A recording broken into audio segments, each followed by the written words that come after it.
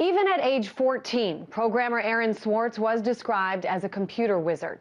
Among his many accomplishments during his short life, Aaron helped create RSS at age 14, the tool now universally used to help users subscribe to online information. He also formed a company that later merged with Reddit, and he co-founded Demand Progress, a group that fights efforts to restrict internet freedoms and promote social justice issues. These were causes near and dear to his heart, and many times he appeared on this network to lay out in detail the ways in which laws like the Patriot Act, as well as proposed internet laws like SOPA and PIPA, actually violated the Constitution.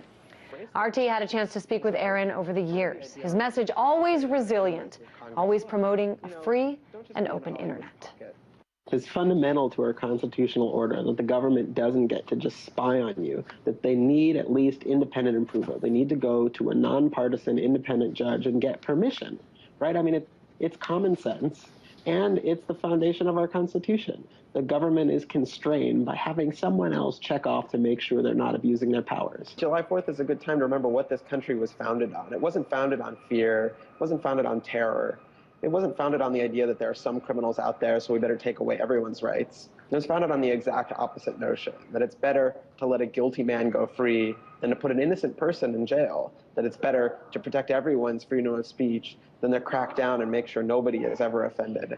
And yeah, freedom is messy, as the former president said, but I think it's important to protect it. The whole premise of our constitutional rights is that they're freedoms that are so important to us that, yes, we take risks, sometimes physical risks, to protect them. I mean, you know, we have a whole system of trials and stuff.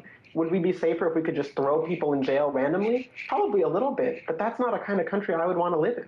About a year and a half ago, Swartz was indicted on federal charges of gaining illegal access to JSTOR. Now, JSTOR is a subscription-only service for distributing scientific and literary journals.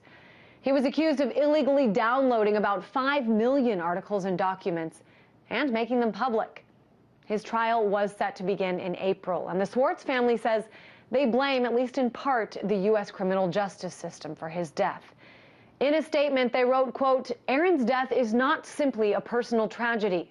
It is the product of a criminal justice system rife with intimidation and prosecutorial overreach. Decisions made by officials in the Massachusetts U.S. Attorney's Office and at MIT contributed to his death." The U.S. Attorney's Office pursued an exceptionally harsh array of charges, carrying potentially over 30 years in prison, to punish an alleged crime that had no victims. Meanwhile, unlike JSTOR, MIT refused to stand up for Aaron and its own community's most cherished principles. Today, we grieve for the extraordinary and irreplaceable man that we have lost. Services for Aaron Swartz will be held on Tuesday outside of Chicago. He was just 26 years old.